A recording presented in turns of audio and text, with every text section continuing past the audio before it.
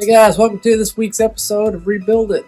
This week I want to try to button some things up on the Corvette, just little last minute items that we have been kind of putting off. And the main thing I want to do is get all the body parts off of the Corvette. They need to go to Mike and get them to him so that he can be getting ready to do the paint on them. And speaking of the Corvette, my son Andy is doing a little trash talking on the Corvette, saying that his Mustang could blow this thing away.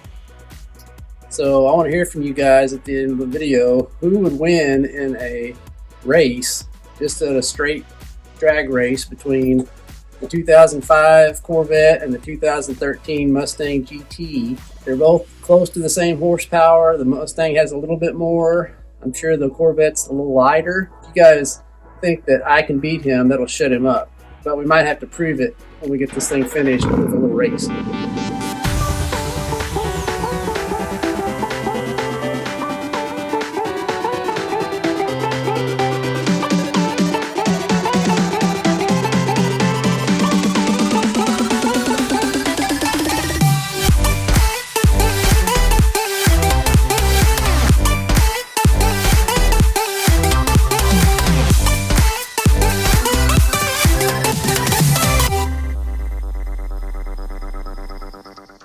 Alright, so I'm about to take the Corvette out to Body Van Mike and let him look at this little thing right here.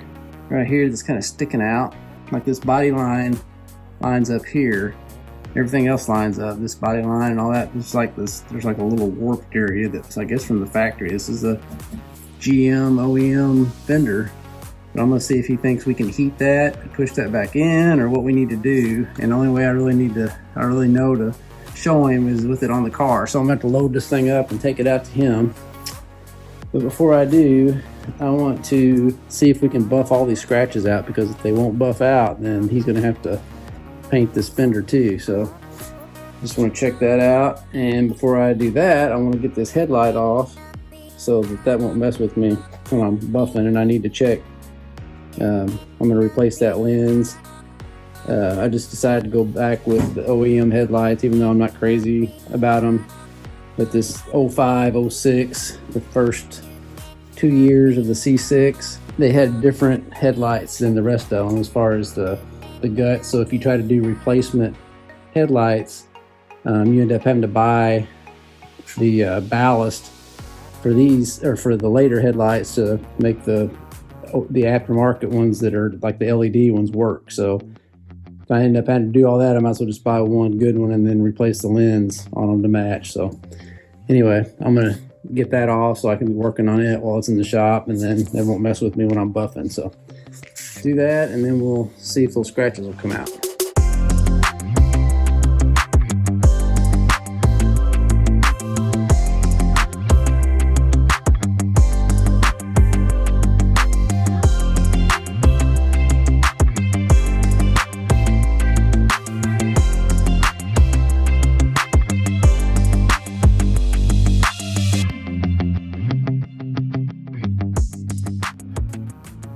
Alright, so most of those came out just with that first buff. I've got a few little, you can't see them, little bitty hairline scratches right here. So that buffing wheel was not tough enough to do it. So the next step is I'm gonna have to go down to probably some 3000 grit paper and see if they come out with that. And then we'll go back and hit that wheel again. We just got to see how deep they are. If they're through the clear coat, then we're going to have it painted, but they might come out.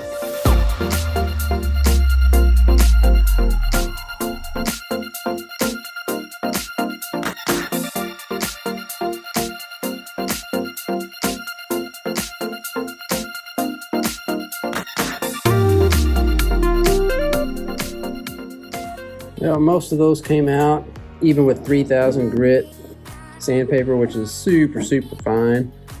I have a little bit of sand through the clear coat right there, so I'm just going to have him repaint this. There's a couple deep spots there anyway that needed to be sanded more, so I'd say it's worth just having him repaint it. Okay, the next thing I got to do before I take this to Mike is strip this bumper down. I need to get the old faded emblem off, and these fog lights, this little grill thing, your little side marker lights, all that needs to come off, so it's just a shell for him.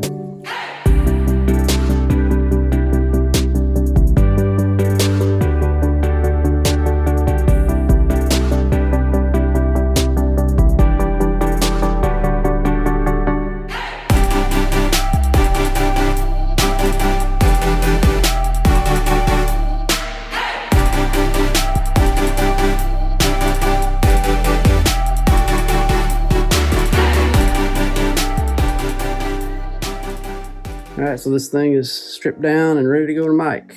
Alright, so I am back from Mike's and talked to him about this little area right here. And he said what he would do would be try to use heat and get to the back side of it with a dolly. You know, a metal dolly like you used to hammer out a dent, and just heat this and try to push on it against that dolly where that dolly might dissipate the heat some and get it to where it stays. It needs to stay about like that. Just needs to go in about 1/4 of an inch or so, but just weird that that's warped like that from the factory. But anyway, I'll work on it and hopefully we won't get it too hot. Okay, so I did what Mike said, heated this up and pushed it in. Got it to go in quite a bit, so it looks pretty good. Looks like there's kind of like a little dip on this side of it,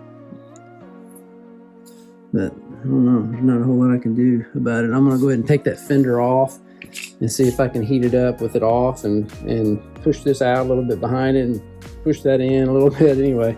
I gotta take it off anyway, so. Okay, so this fender is off. And here's our wheelhouse that Dan, the frame man, got installed for us. The thing is, look how straight everything is. Looks awesome. It's incredible. So now let's go over to the other side and try to get the other fender off. We can get all these parts to Mike. Well, now that the fender is off, we will go ahead and get the hood off, and then we'll take all these body parts to Mike. So one of the things I want to do while I'm waiting on parts to get painted and come back from Mike is I want to clean up that area right there and paint it just to protect it from any kind of rust, because that will never be seen again. He'll blend in, disappear. You'll never see him again. And clean up this engine bay. I want to power wash all just the dirt and stuff off of it. And then also we've got a squeak somewhere, a chirp. I don't know if it's a idler pulley or the belt stretched a little bit or what, but I want to start this thing up and we want to see if we can identify if it's a belt. One thing I've heard people doing is a water test. So like you can start it up, and if you hear it chirping, just pour a little water on the belt, and if it quiets it down, then you know it's a belt. All right, so I'm gonna start this up and you can hear the chirp.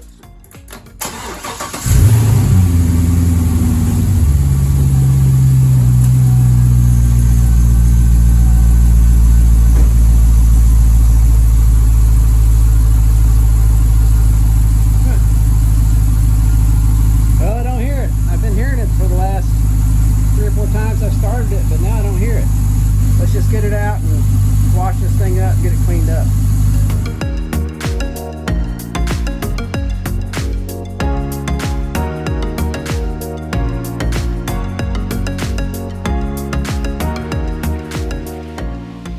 Alright, so now the belt started chirping again.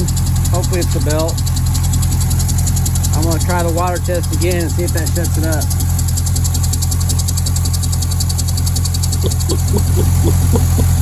Yeah, for sure. All right, so we need to replace that belt and probably the idler pulley. All right, so I ordered this idler pulley, or this tensioner pulley right here, and a new belt. So when I get those in, I'll show you how to change that.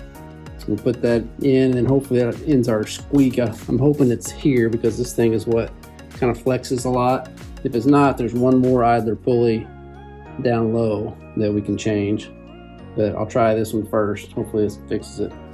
But for now, I'm going to go ahead and clean this area up here on this crash bar and get it painted.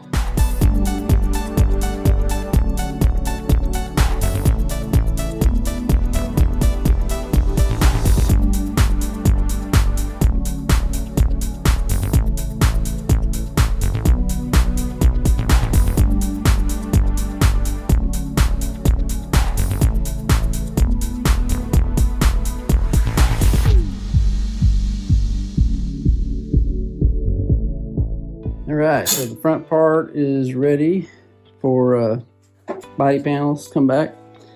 So that's the only part you'll ever be able to see that was from the wreck right there.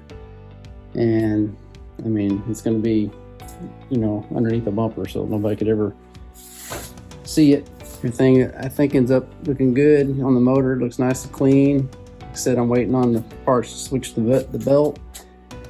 So for now, we're kind of done up here. The only thing we need to do, we need to get this sun visor installed, and I'm probably going to go ahead and remove that surround around the gauges so I can paint those little plastic pieces right there to match the console. All right, so we've got the visor installed, and I have the battery unhooked, so there's no power to it, but I checked that a while ago. It works. We got that, and I've got the surround pulled back out, which is a pain because all these plugs are just hard to reach, hard to get to unplug. Anyway, I've got it out. It's over here on the workbench. So what I'll do now is just take all these little screws out here and try to pull these pieces out on both sides and see what's involved and get into the plastic so we can get it painted. Oh, wait a minute, let's see. Oh, that's one piece. Ooh. It doesn't come off, so we got to paint it like it is. We got to take these buttons out and then just tape everything else up, paint it as part of the surround. Huh. I figured that popped out of there. All right, so let's do that.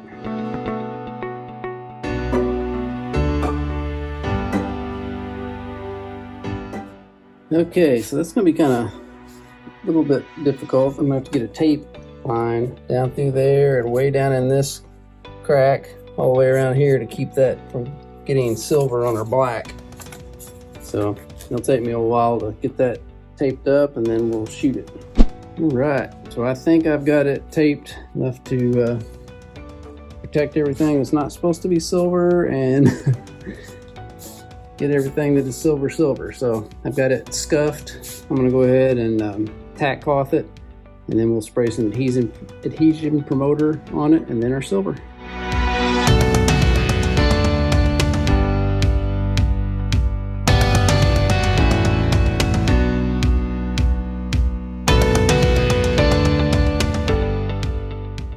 All right, so that's sprayed. Now we'll just let it dry for probably 24 hours or so. It tends to smooth out a little bit as it dries. And we'll untape it and put it back on. All right, so now that I've got my piece here all painted and ready to go, let's get it reinstalled. And I also got my parts in that I was waiting on, the belt and the OEM little tensioner pulley thing. Either pulley, tensioner pulley, whatever you want to call it. So we'll get all that replaced also, and hopefully that gets rid of our squeak. First, let's get this installed.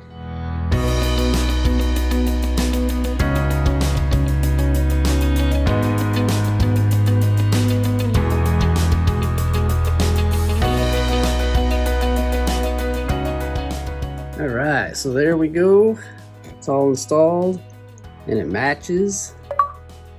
So I feel a lot better about that. I'm glad you guys said do it, so I did it. Looks good. Now let's see if we can figure out how to get this belt switched. I know, well, I'll kind of show you once I get the camera set up how to get this old one off. Okay, so the first thing I'm going to do is remove this little piece right here just so I have better access to the belt. I'm just going to pop this piece off here. And I'll remove this, or I'll loosen this clamp up right here, and then just pop these two little holders right here out, and just pull this out and lift it up and just kind of sit off the side. I'll probably just leave this sensor wire connected. Just get this out of our way so we can see what we're doing.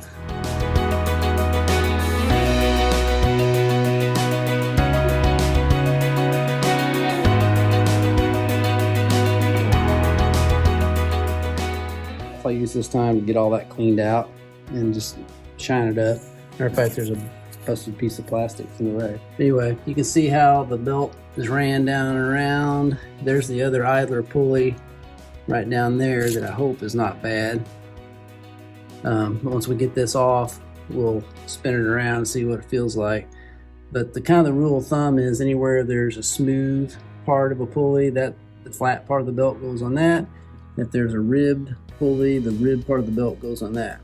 All right, so I've got a 15 millimeter socket on this bar. What I'm gonna do is get the pressure off the belt. See how it flexes? It should let me pop it off of this. Okay, so the belt is off. I'll lift that back out. Now I can go ahead and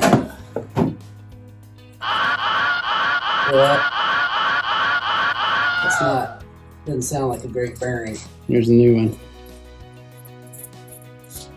No sound at all, so I'd say that bearing's about shot, so that's a good thing that we got this. So we'll go ahead and get these two bolts loosened up. There's just two bolts to hold it. One here. Easy. One there. Ratchet on there and we'll zip that off.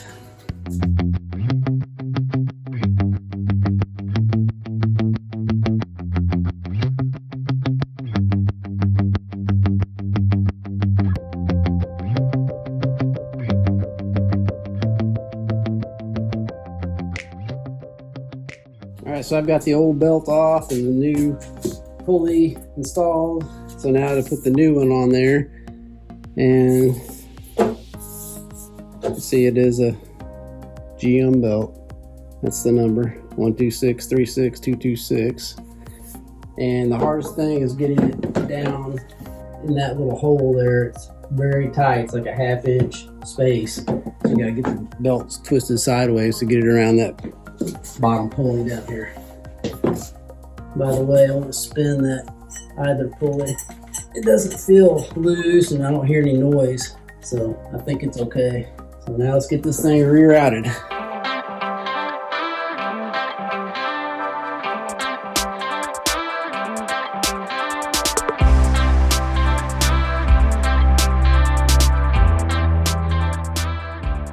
Okay, so I've got the new belt installed and I got this cleaned up down here. So let's go ahead and finish cleaning a little bit. I still got a little dust on there, and we'll reassemble this.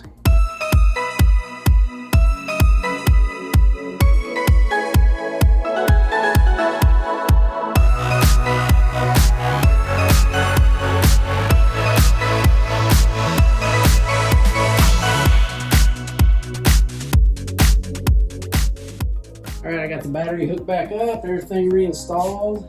So let's start this thing up, and hopefully we have no squeak. Sounds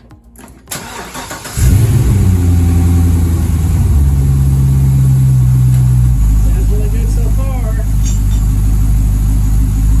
So I really need to let it warm up to operating temperature, because last time we didn't get a squeak until it got warmer. So I'll let it run a little bit and we'll check it in about 5 minutes or so, or 10 minutes.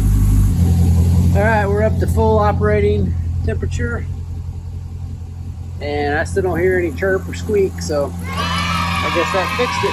The belt was probably a little bit stretched because this one was super hard to get on. I mean, I had to really push it to get it on there. It was so tight.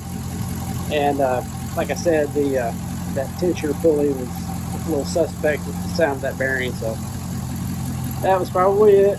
Sounds good now, no bad sound. So, oh, another thing is I took the blackout coating off of the little side markers. They just look better to me. I just don't like that black stuff. It looks all wore out. It's also got it on these tail lights, which they're on now, but when they're on, you can see the adhesive underneath that black coating. I think you can see it on the film, on the camera right here. So I'm sure I'm gonna take these off and just have it like a regular Corvette, so it's all blacked out. So that's it.